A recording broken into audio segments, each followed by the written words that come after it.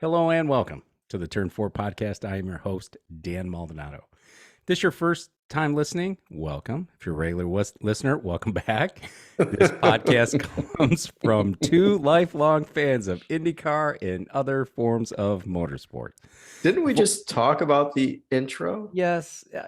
Can I introduce you first before you Yeah, start before with I me? talk? Okay. So my Let's go. co-host here, the laugh track is Tim Reiner. Hey, Timmy. Hello, Dan. How are you this evening? I'm good. I'm trying to figure out why my face is still red from sitting in the grandstands yesterday, but yours is not. And you were out there with no hat, no glasses, no shoes, socks. And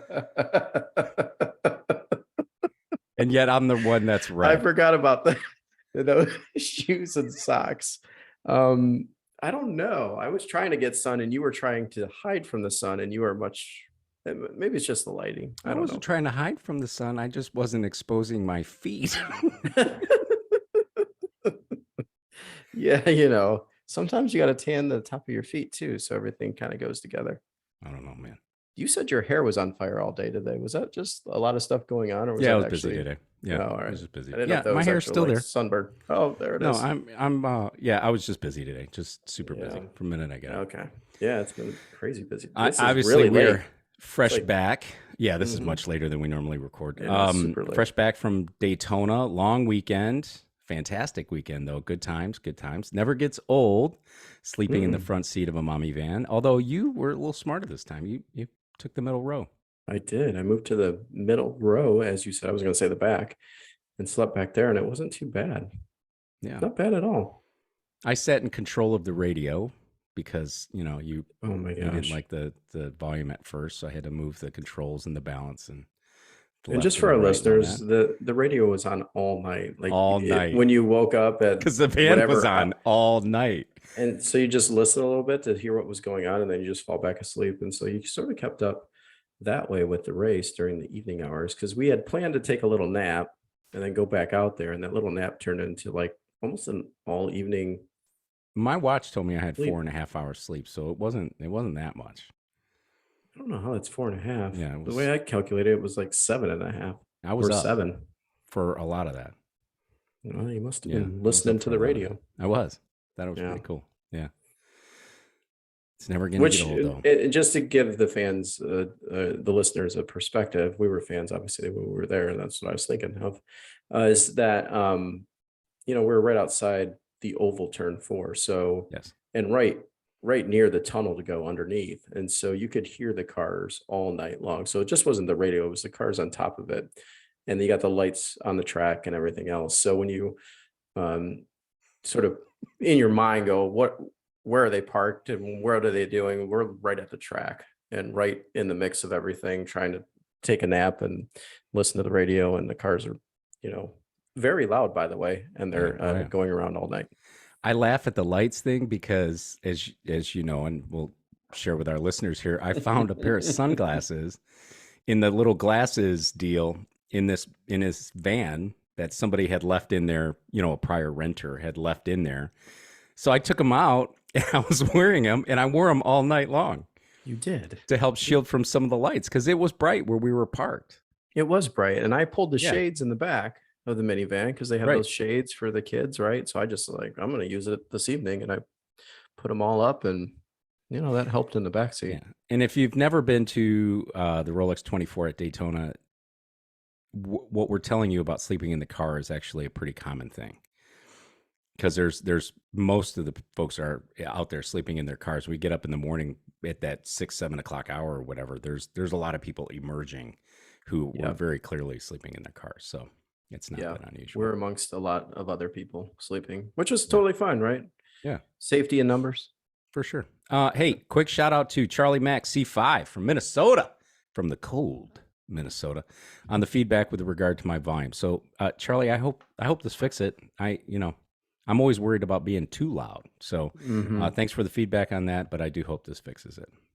Yeah, it should. You're much closer to your mic this week. If there's any listeners left, I want to start with a new segment, though. I shamelessly stole this from a radio show that I love to watch or listen to and watch on TV, because it's also on TV. I'm just going to call this where Dan was wrong. Okay, so I got a couple of Oh, things okay. to correct Let's look at it. from Yeah. last week. So the O2 Cadillac is not a shade of red. The O2 is blue, which is what I kept saying to myself while we were up in the stands because for some reason I couldn't seem to get that in my head. I believe last week's show I stated that it was a shade of red, and it's not. It's Hmm. blue, and it's a Ganassi. So the Wayland Engineering Cadillac is the red one. Okay. Ganassi's Cadillacs are the blue and the yellow. Perhaps they consider it gold, but for this, I'm just going to call it the yellow. So Yeah, the the one that blue is looked the like the O2, bumblebee. yes, and the yellow is the O1. All right. So uh, the second piece where I was wrong is I was lacking confidence in the ability of the Acuras to make it to the end. Small engine, small parts, 24 hours running at max. I thought for sure that was going to be an issue, but clearly not at Daytona. Mm-hmm. Yeah, I was very wrong there because they obviously won, and took first and second. So, Yeah. but look out for Sebring in those bumps, and that's not to say that I'm wishing like something ill to happen on these Acuras because far from it. I'm just saying, to me, I'm overly interested in the endurance development of what is a comparatively small engine Yeah. in this class. Can I add something that you were wrong on as Sure well? can. Because you thought an LMP2 car could have won it too. Could have, because I didn't have a lot of faith that And it, the in very any of first them, outing here that these guys were going to do well. So it wasn't just the Mhm. Acura, it was all of them. Right. So I'm red faced for more than one reason. The weather obviously was very ideal, and I packed for you know to be snowed in because I brought the boots and the base layers and the hoodie and more base layers and mittens and the whole thing. You of course were, oh, it's gonna be nice, but and it was nice. I mean, relatively speaking, it was nice. I mean, and inexplicably it got warmer throughout the evening, right? In Sure the did. early morning hours. I mean, when we woke up it was almost 70 degrees. Yeah. Yeah, it was beautiful out there. How Yeah. many times did you use the blanket? Your I didn't use blanket? the blanket at all. You used yours. Exactly. I didn't get up because my shoes were off and I didn't want to get out of the van to go to the back, Were your socks on? tailgate. Yeah, my socks were on, but I All knew, right. I was going to have to go to the porta potty and I was going to Yeah, have to come down. I didn't want to have to do any of that. I didn't want to put my Yeah. shoes on. If I Yeah, had you my didn't want slippers, you were cold, so you just turned the heat up, which is totally fine mm-hmm. in a car that ran all night. Car I that ran think the all night. temperature was what, 72 in the car you put it up to? Yeah. 72, 73, something like that. Yep. But I used my blanket in the back and You did. just snuggled in that way because Mm-hmm. I was like, that'll be the best way. Yep. Wow. So, there's a few things you were wrong on. Few things I was wrong on. So, Yeah. oh well, it happens from time to time. From time to time. Typically, you're right. Yeah. So, talking a little bit about this race, I have to start with the crowd. Tim, that crowd was insane. This was my third trip to the Rolex 24, and by far it was the biggest crowd. And they announced it that it was indeed the biggest crowd, so there was no hiding that. But being in that garage area, where you're allowed to go if you have a general admission ticket for this event, Mm-hmm. Tim, I was packed. Just Yeah, because you packed, were there shoulder to pre-race, shoulder with right? people. Yeah, Yeah. trying to get out on the grid, which was a little bit different this year, and it might have been because of the hybrid component of the GTP cars. Mm-hmm. Um, but yeah, it was packed. I mean, packed. And then you know how busy it is there, right? With the tuggers, and they're trying to take parts and they're trying to take things out to their pit Mm-hmm. stands and trying to be prepared for this race that's getting ready to kick off in a couple hours. So it was packed. I mean, it was absolutely busy. If you look at our Instagram, you can see all those pictures where it's people. People, Yeah, and I people, think you people. said they made you stay on the grass, right? That was the They thing. You did. couldn't They really made get us on the stay pit on the road. grass. Mm-hmm. Yeah. Yep. And it was pretty packed. It was hard to get toward the front of that. I wanted to get to a good spot, of course, so I bailed on that pretty easily. I walked up the track, which you don't get. It's 30-degree banking or something like that. I mean, you don't get any sense of that on TV until you're trying to walk up that thing, and Mm-hmm. then walk up it, and then I went up the little chute deal, and then got up into the grandstands, and then walked down to a cool Yeah. spot in turn one. And I must have picked the right spot because Marshall Pruitt from Racer Magazine was right in that same area taking pictures right at the beginning of that race. So we were in And the you were right taking spot for pictures sure. of him, right? I took one picture of Marshall. Yeah. I don't know that I posted it, but Yeah, very good. so Yeah, he had his long lens camera mhm. taking photos of them Yeah. taking off, at least the start of the race. So yeah, Yeah. it was a good spot because we sat there on day 2 Mhm. in the Good. morning until it Like ended, right? We 5 sat there the hours. whole Yeah. time. Yeah, Yeah. Yeah. and it was definitely a good spot. Yeah. Now, did you Um, think so it seemed like the Saturday was super busy, but Sunday it doesn't seem like everybody came back. I think they Or were, because I was looking at that. I think a lot of people were down by like the flag stand. yeah, I did see a lot of people at start finish and then Yeah. some by pit in, Hmm. which we sat at pit in for a little bit when In the I evening. first got there. Yeah, Yeah. and then Yeah. in the evening of the of obviously day 1. Um and so that was pretty cool watching them kind of I barrel love into pit the in. Yeah. pit road and We then saw some pieces coming flying in. off a car, right? We saw something come off of the hard racing Aston Martin, Yeah, we and it sure was kind did. of And in then that there was little another piece, and neutral then spot. Yeah. you're trying to yell at the crews to pick it up, which was the funniest thing ever, knowing that no one's going to hear you. But and they never picked them up, at least when we were still sitting there. Maybe they got picked up during the evening hours when we weren't Maybe. there. Maybe. Who I knows? was screaming at them like a fool. It was funny. Um, Not only was it crowded in the stands, but it was also crowded on pit road. And we have a lot of those pictures as well. Um, Tim, last year pit stalls were 23 feet. Oh, really? This year they were 20 feet Ah, to accommodate the 9 GTP entries that are 24 inches longer than last year's DPI cars. very interesting. Yeah. So they had to take that out of the pits in order to accommodate the GTP cars. I mean, you where we were sitting in that turn 1 section into the infield road course, you could see those the Porsche and the Lamborghini where they were pitting, and you have pictures of it where they were right on top of each other. I mean, they really looked like they were almost sharing pit space. It Yeah. felt like, They right? were sideways. You couldn't even drive in or out. They'd block Right. each other in and then they'd pull the front end of the car around in order to get it out. It was very bizarre. Yeah. Definitely not enough space for those cars. Right. Yeah. So 61 is obviously a lot of entries. If they bail on that and you get 20 feet back, maybe there's something. Maybe there's Yeah, that'll I give don't you a know. little bit of breathing room. Obviously, you want as full a field as you can possibly get, but you got to make it safe on pit road for those guys. Yeah. And I'll just say the GTP cars look very long, very stretched out, very Hmm. elongated on the track. Yeah, they did. So the 24 inches, which is 2 feet, obviously, is quite a bit from just a fan perspective and looking at the cars as they're Mhm. going by. You're like, wow, they're quite bulky. Yeah, and that's obviously to accommodate the energy recovery system, the Hmm. MGU, right? The Yep. MGU, and then the battery and all that too. So, um, which makes sense. But yeah, Which I it saw the definitely battery translates. You can prices. see it Did you see the battery prices? like $250,000, almost $250,000. I It's in know. here. Oh, is it? Are you listening to the show? I'm here to add my commentary as we sort of go through this. But yeah, we'll get to it, I guess. We will. All right. So at the start of the race, the Michael Shank Racing Acuras, they were fast. And they were visibly fast. They really had a nice run on the field against the Cadillacs. They were in a class of their own. A lot of what I thought was like a lift and coast kind of thing that you see a lot in Formula One or in Indy cars. They're trying to save fuel or trying to increase fuel mileage. Is what I saw. What I thought I saw in turn 1 was this lift and coast thing. Don't really know if that's what was happening, but what I find interesting that we find out after the fact is that Michael Shank Racing had a transmission issue, right? Had a Hmm. little gremlin in the transmission. They were just going to run it until it blew up. Obviously, it never did, and they ran it Hmm. fine. You and I talked about how aggressively these cars shift into that turn 1, right? They're coming off of the oval, they're at full speed, so they've got a downshift to try to get into that turn 1 to try to make that hard turn, that hard left. Yep. It always felt to me that Michael Shank Acura was not as aggressive in the downshift in that Hmm. section. I thought it was more strategic, but it was obviously something having to do with a potential transmission issue. Yeah, and the Cadillacs were really loud on the downshift. Very, yeah.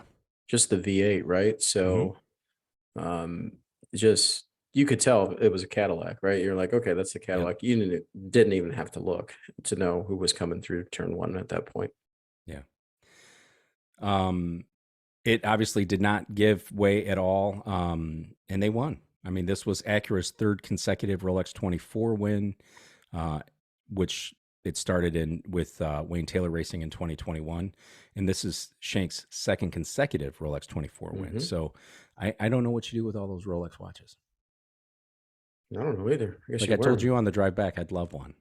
Yeah, that's a But lot of watches, and it's I guess you just alternate, or they sit in a trophy case, right? I think uh, that's what you for do. certain, yeah, for certain. Especially Alio, I say right? you He's give got them to three of his them. kids, but his kids have them too, right? Because they were part of the team, and the other son drives Hmm. for the Cadillac team. So I know he's got one. So yeah, I mean, what are you going to do at that point? Wayne Yeah. Taylor, of course. So Cadillac and Porsche, they look good, and to me, they looked even. I don't know what your take is on that, but neither one were as fast as the Acuras. I know that there were a ton of lead changes, but it was Acura for sure, particularly the Michael Shank Acura that was fast from the start. Hmm. And the Cadillacs were winning in the morning. They Well, were. Hmm. yeah, so they were up there. The Porsches looked fast, but the They had Porsches some had some lead issues. times, right, Yeah. overnights, but yeah, they did. They ended up having Yeah. some gremlins there with the Yeah, and car. Wayne Taylor Racing was down 2 laps in the morning when we got there, and well, we were there, but when we walked in, and, they made up the laps in order to, as you know, finish second, so Hmm. good for them. But yeah, the Cadillacs, at the end of it, just didn't have it, but, they they were super loud. The downshift was super loud as well. And you could tell it was them just from the pitch of the engine. Same with the Porsche, but at the Porsche at except for on the other end of it completely, right? I felt Hmm. like they were the quietest. Yeah, definitely. Right? When they Yep. came down, they were like whistling down. So, sort of like sometimes it reminded me of, when you're at the old Indy car races that you and I used to go to on ovals, right, at Michigan, and the pace car would come by and it'd have a little rumble, but you'd hear a little whistle along with it too. And it was Hmm. relatively quiet. You'd have the sort of the road noise from the tires and a little bit of a rumble. That's kind of what it reminded me of when the Hmm. Porsches would go by, is Yep. I felt that they were that quiet, Yeah. that smooth out there. So Yeah, definitely. Cadillac Loud, as you noted, almost kind of a NASCAR note, in my opinion. You knew who it was if your eyes were closed. You knew who it was. Downshift, the engine note, the whole bit. Hmm. Yeah, definitely. And Yep. you mentioned the NASCAR note when we were there, and I was like, Mhm. yeah, I didn't think about it until you actually said it. And it was definitely right along that same line. It's a big ass V8, right? Five Yeah. 5.5 liters. So it's Yeah. it's. I Very mean, it big. makes Yeah. sense, right, that it would be Hmm. like that. Yeah, totally. BMW looked conservative, and they were the first out for a long repair with the number 25. Obviously, this is the first race of the season, and I believe BMW was sort of late to the game. I think they were delivered their vehicles a little bit later, so they were a little bit behind in terms of their development. So certainly they'll get something going there. I do hope. Hmm. It's great to see BMW in that series, in that tier. It's great to see BMW with Ray Hall, Letterman, Lanigan Racing, and we'd like to see something happen with them too. I'd like to see everybody get going. I mean, Porsche obviously had some issues as well. What I will say is, obviously, the number 7 did finish the race, but they were 34 laps down to a lengthy battery change. This was right around the time you and I were sitting in that pit in part, and it was the actually the only car that I noticed that the rear calipers were glowing when he came in, and then he ducked into that garage area. Oh yeah, Yeah, I must have missed that. I saw a lot of the front calibers on a lot of the certain. Yeah. vehicles glowing, Mhm. but not so many on the back. Yeah. Um, and then this is, of course, where they started talking about the cost of this battery, right? Because somebody had put out there, oh, the cost of the battery is $250,000, and then Hinch, right, friend of the show, he chimed in and Hmm. said it's about 220. That's a lot of Hmm. dough. For a battery. Yeah, it's a lot of dough, man. Um, Hmm. the number 6 Porsche was knocked out in the later stages of this. Just missed that finish with what was determined to be a transmission issue. We had the little puffs of smoke coming out of the back, which is really a drag. If you're going to give up, I want to see a big explosion. It's Um, always transmission when it's an engine. It's never isn't an it? engine. Yeah, I Yeah, agree with totally. yeah, yeah. And transmissions don't smoke like that. At least I don't think so. But I don't think so either. what was interesting though is that the call from the pit box was bring it back on battery. Yeah. Yeah, so they were able to bring it back because that doesn't use the transmission necessarily either, and it doesn't use the engine either. So Hmm. yeah, it was pretty cool. I thought that was pretty slick. Yeah. I think the call was the ice is dead. Bring it back on the battery. Hmm. Something like that. Yeah, But it's a transmission issue. yeah. Hmm. So results as noted, Meyer Shank takes home the Rolex watches, followed by Wayne Taylor Racing, and then the Ganassi Cadillac '01 car, which is the gold one because the '02 is blue. LMP2 Proton Competition, followed by CrowdStrike Racing and AF Corsa. LMP3 AWA Sean Creech Motorsports. Performance Tech Motorsports in third. GT Pro WeatherTech Racing.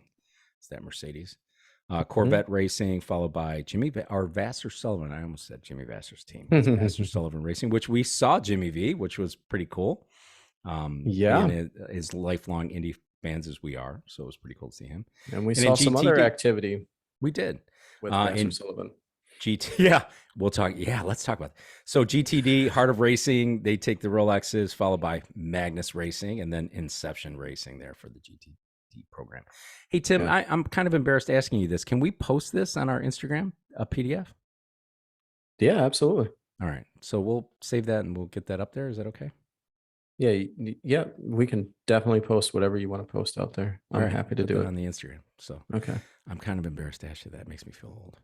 Oh, we're getting So up there. Vassar Sullivan puts you in memory of some action that we saw back there, right? When we were walking Yeah. in the We're in the infield right by the horseshoe, right? Is that what they Mhm. call that?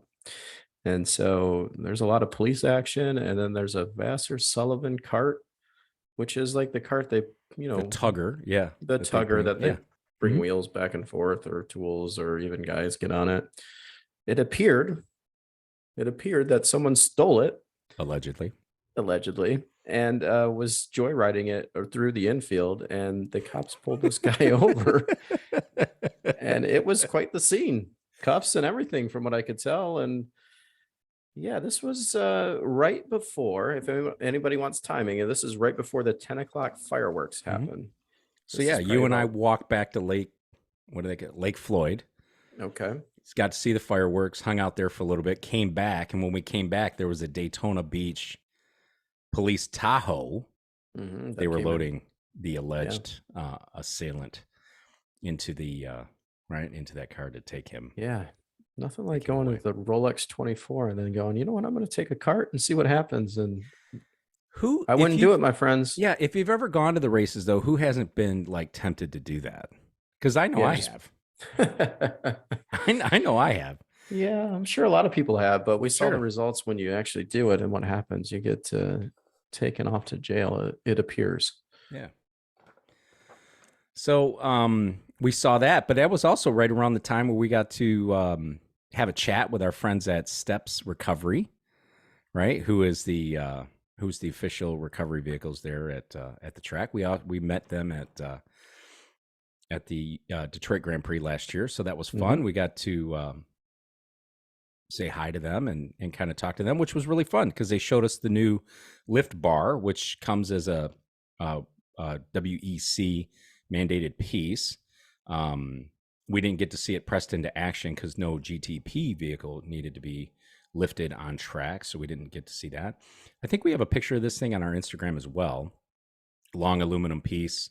Um, Yep. we got to take it off the hook too, kind of hold it on our own and hold it up. And Yep. it wasn't too heavy. It's a thick aluminum piece, and like I mentioned, it's something that's mandated by the WEC series, which IMSA is trying to work with WEC as the cars are interchangeable between IMSA series and the WEC series, so they can go to the 24 Hours of Le Mans as well. Yeah. Would you say it's like 36 inches long? I would say, yeah. Roughly about 36 inches long, almost like a 2x4, if Mm-hmm. you want to say from a Yeah. size perspective. Yep. And it's all aluminum, and then it's got two hooks, and the hooks are designed to obviously pick up the GTP cars, and obviously have some um, installation for the hybrid piece of that vehicle as well. So make sure that no one gets electrocuted. So very a new piece that they were just trying out for the first time. Right. And we got to see it up close. And yeah, I know you took some pictures. You did post them, so they should be on Instagram. Should be, Okay. yeah. And then we also talked a little bit about, because it makes sense, right, that there would have to be some new procedures in approaching the hybrid vehicles because of the potential for, an unsafe situation with the batteries, and if there was a unplanned discharge of energy. But there are indicator lights on the dash. Green means car is safe. Flashing red means unsafe to touch, potentially high voltage present. And then off means unsafe to touch, as the voltage system is unknown. Mm-hmm. And then it also provides for a cordon procedure, as well as a quarantine or isolation protocols in that Yeah. situation. And then interestingly, but it makes sense. I didn't really think about it until, we were sort of privy to some additional information. There are also procedures for driver's exit should they find themselves in a situation where there could be an unsafe condition of the car. So just kind of run through these real quick. Don't touch the ground in the car at the same time. Okay. Mm-hmm. No assistance to be given, which means they're kind of on their own getting out of that. Exit via the door, step onto the side pod, and then jump away from the vehicle and onto ground with one clear motion. Do not touch the car. And it says, should this not be possible, track services will lead extrication, Yeah. is what that is, which is an interesting perspective, Tim, right? It kind of comes along with the natural evolution as race cars are electrified, or they have this hybrid component to it. It makes even road cars, there's a certain component to it. You know, it's I'm glad this is actually happening because it's important, and it's not just important to the racing industry. It's very important to passenger vehicles with electric electrification that's going on throughout the country, and obviously new manufacturers that are bringing fully electric vehicles, and understanding that they're and maybe a lot of you don't know. I know Dan talks about he's in the sort of pop salesman. I'm in software and software when it comes to the collision side of the business. Um, so having these indicator lights on these vehicles where green means the car is safe, red it's untouched, it's unsafe, right? Do not touch. And then if it's off, you have no idea what's really going on.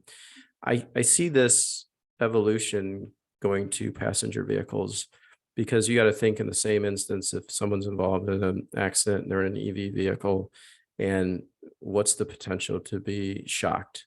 And then even during the repair process on vehicles, and when they repair them and go through this process, how do techs know, how do people know that you can actually touch this vehicle? And down to the whole quarantine issue as well. It happens in the real world today. So as that evolves, I see it coming to the passenger vehicles more and more.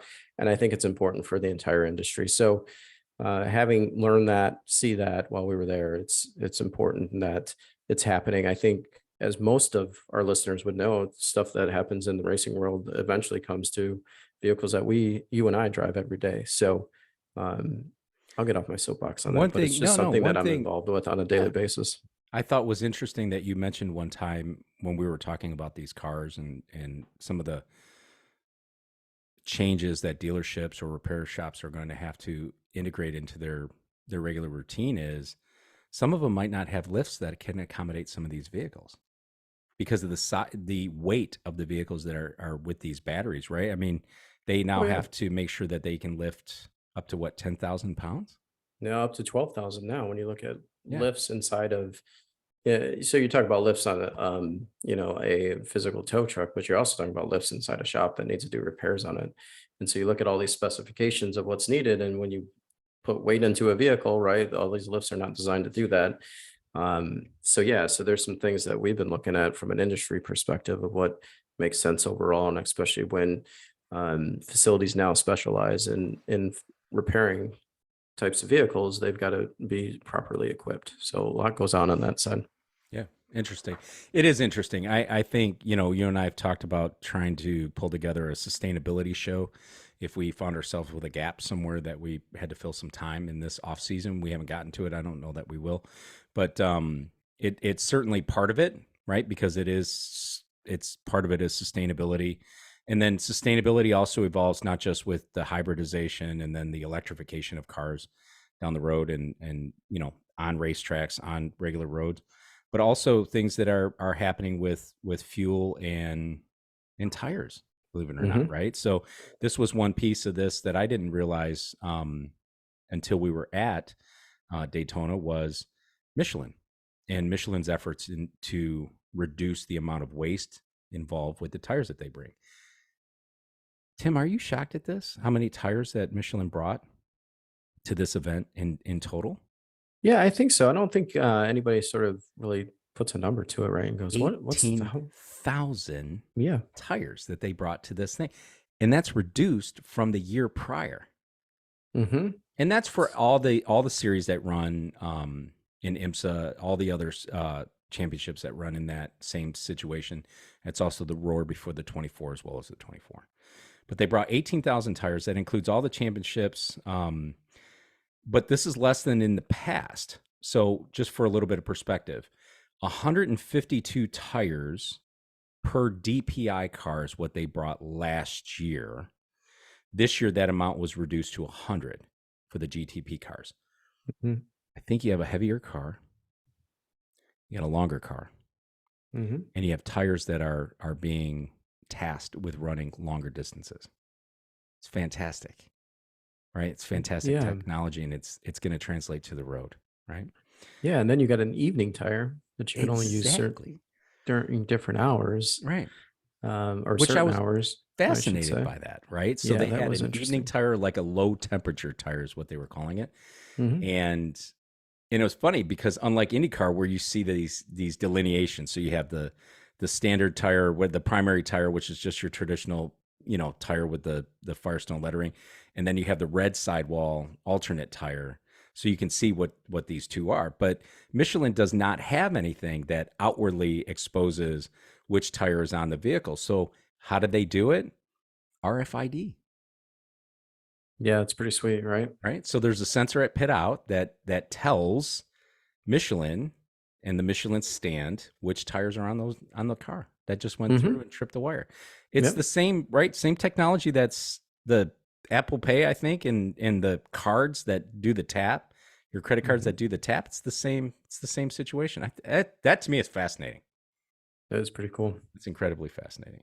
Not only with the tires, the evolution there, but you also have a biofuel situation with INSPA, and this is not a fuel situation that would impact the food supply, as ethanol is based on corn and can kind of help or kind of push your food prices in different ways. You'd be surprised at how many additives work off of corn, right? Hmm. Not just Yeah. corn itself. So, Yeah. so it is made in part by vegetation, not suitable for human consumption, turning that into ethanol, which helps power these cars.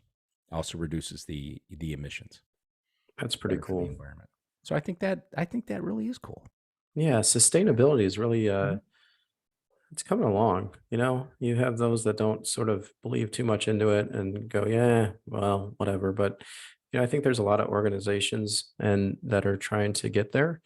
And here's just a few examples that just happened for the 24 hours of Daytona, and obviously for IMSA throughout the rest of the season. But it's good to see a sport taking initiative, and I don't think it has any impact on the quality of racing or anything like that. If there's people that think that going through this process could affect the quality, it may have increased some pricing when I saw some battery costs, but um, but overall, it's definitely needed for the environment, and it's good to see where IMSA's putting their things forward that they're looking at from a sustainability perspective. Yeah, that was fun. I mean, really, to put a bow on it, right? It's 24 hours of racing, full on racing. It's not like you Mhm. let off or like you're gonna just dray around for a couple hours, few hours here. No, it's full on for 24 hours. Biofuel, sustainable tires, battery technology. This thing is not kidding around. I mean, Yeah. it's really And safety fascinating when you features think that about it. come along with Hmm. the hybrid system, right? And Yeah. things you have to implement in order to make sure that everybody is safe. And it goes all the way down to the wreckers that go out there and Yep. pick these cars up. Yep. Tim, we have some IndyCar news. A Yeah. few Any lines on other IndyCar news. observations at IMSA that you want to I had a at the great track? time. I don't. I mean, I put the notes together. Obviously, I was thinking about it throughout the day. Had a chance to think about it on the flight home when my neighbor wasn't screaming, and my And when the seatmate plane wasn't engines screaming. didn't start, well, we can't start the engines. Okay. Yeah, somebody It's out always there, if we fun. have any listeners that knows these things, but why I should be okay with an engine that doesn't start when it's not plugged in. Um, but we don't need that while we're flying. So, Yeah. Yeah. that's it It's in a just to get nutshell. it started. Once it's Yeah. started, it's I mean, we fine. got Okay. home, but it was an interesting ride. Mhm. Um, Too funny. but I enjoyed it. I really did. I hope we get a chance to go back next year. Um, I really do. It to me, it's one of the most fascinating races that we go to. I enjoy that racing thoroughly. It is. And where we sat in turn one, you can see the whole track, Yeah. which reminds me of old days of sitting at Mm-hmm. Michigan International Speedway and you could see all the way around the track. When you go to Indy, you can't see all the way around. If you went to a traditional road course, you wouldn't be able to see it either. Mm-mm. So it has the ability to feel like a road course when you're down in there and you're in the trenches and you're, walking along the straightaways after 1, 2, 3, 4, whatever it is. And then, so it was good to see that. And it's just, and the weather was beautiful this time around. So anybody that went this year, which again, I believe was one of their largest crowds, is going to go back just because it was delightful to be there. Unlike the year before where Yeah, it it was was freezing cold after and sundown. Yeah, it was. yeah, so Yeah. it was good. I did not get to ride the Ferris wheel. I would Someone, not ride that thing with somebody, you. yeah, somebody didn't want to ride it, and so I was like, okay, I told you I would have found somebody to ride it with you. I have no I know, problem doing that, yeah, and well, I would have found somebody to ride it with you. I know you would have, but it wouldn't have been the same. So we It's didn't all do it. right. It's all Yeah. right. I'm surprised you haven't called out my hat, by the way. Oh, My your BMW BMW motor. Motorsports. It's Dug that thing out of the archive, babe. is that 3 years old or 4 years old? I know you got It's it there. old. I don't remember when I went with Lance, but it's old. Yeah, it's got to be Wow. 5 years old. It's got to be 5 years old because I got it when I still drove a BMW. It's got a Puma sign. Yeah. Yeah. Very cool. Hey, IndyCar, Tim, we had some liveries revealed for Hmm. Juncos Hollinger Racing, which we love, by the way. Yeah. And I'm thrilled that we stayed with a green theme there. That was fun. Yeah. Did you know where they revealed those? You know where that car was sitting in with those No, pictures? where? It's a paint booth. Those pictures with the white walls and the lights, that is a paint booth. For real? Yes. So I never even paid that much attention to it. they Yeah. display, well, I being know out what in it the would look industry. like. No, I know what a paint Okay. booth would look Yeah. like. Yeah. And they before they did the IndyCar, they did the livery, or at least what I saw. I don't know what the order was. They did the Indy lights. I know it's not Indy lights, Indy next. And it was in the paint booth, and I'm like, are they still painting those cars? That was my first thought. And then That's I saw the Indy car fantastic. there, and it was in the paint booth. I was like, no, but none of those cars are being painted. They're all wraps. But I almost put something on Twitter about that, but Yeah. that's just me. Arrow Notice. McLaren revealed the liveries for all three 2023 entries, including the NTT Data entry, which will be driven by Felix Rosenquist. Tim, NTT Data was your favorite livery historically. What do you think of the Mhm. current one or the one that's coming? I can't tell a difference between that and Rossi's, right? Kind of the same. A light Yeah. blue, a dark blue. Yeah. I like the old one.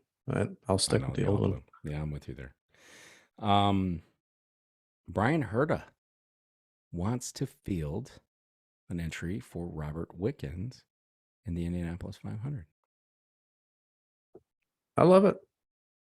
Who doesn't? Who couldn't? Yeah, I know. That'd be great. Obviously, hand controls, and Mhm. it's been proven Wickens can still drive, and so Absolutely. I don't see why you can't get it done. So we'll Honda, see what happens. right, is capped what the amount of engines that they're willing to support at the Indy 500, but I think they've said for, certain circumstances they would support an additional engine. To me, I feel like this would be one of those circumstances. You'd have to. Oh yeah, Yeah, absolutely. you'd have to. So how would you put this car on field? Would you do it under the Brian Herta Motors or Autosport branding, or would it be part of Andretti Autosport? Yeah, I think it's going to be with Andretti for sure. I think that's how it'll be branded. Yeah, I just threw that one Yeah, at you. that's just me. Hey, Ricky Taylor, speaking of Andretti, Ricky Taylor's going to get an IndyCar test. Ricky Taylor's, of course, now part of the Andretti Autosport family through Wayne Taylor Racing with Andretti Autosport. Hmm. So he's going to get an IndyCar test, and I think it's happening this week. I don't know necessarily that that's going to be at Thermal Club later this week, but I think Hmm. it's happening this week. Yeah, I think it's fascinating. yeah, Both Taylor uh, boys are racers. yeah, for sure. Yeah, and I'd like to see how both of them, right? Ricky's obviously the one's going to do it, but wouldn't mind seeing Jordan in there too. I think they jokingly said they were happy to report to Michael Andretti rather than their father. So, you We've know, talked about that before, right? How difficult yeah, that would be. So, yeah. IndyCar completed a very quiet test of the new energy recovery system at Sebring. All systems apparently was successful, but we don't have much to report on that, and I think that just kind of It's came the out of the first blue. time I'm hearing about it. Yeah, it happened right before the 24, so it just kind of like got Yeah, tucked into that news story there. yeah, very Um, interesting. yeah, so more to come on that, I'm sure. And then, of course, spring training at the Thermal Club. It's Palm Springs, right, Tim? Yeah, Palm Springs. Yeah, Yeah, Palm some people Springs. call it Palm Desert. Yeah, Palm Yeah, yeah. Springs, California. Yeah, At Thermal I've been there so Club. many times. Yeah, Yeah, it's going to happen this weekend or this week, later this week, the second and the third, which I think is Thursday, Friday. yeah, So, which is a beautiful course. right. Speaking of your hat, the BMW Yeah. cars, I drove them on that track, and Yep. it was amazing. And it's gorgeous out there. At least Yeah. they're going now. What is it? January? It'll be February, so Yeah. it'll still be nice. I went there last year and drove cars in March. March, yes, it must have been March. No, maybe it was May. I don't know. It started one of them the month. It's one of those two, and it was so hot. So Yeah. be happy. They should all be happy they're going now and not going later in Yeah. this year. I was there at a conference years ago, customer conference in July. Ooh, that has to Miserable. be, yeah. Miserable. In the evening, we had an evening reception. It was miserable.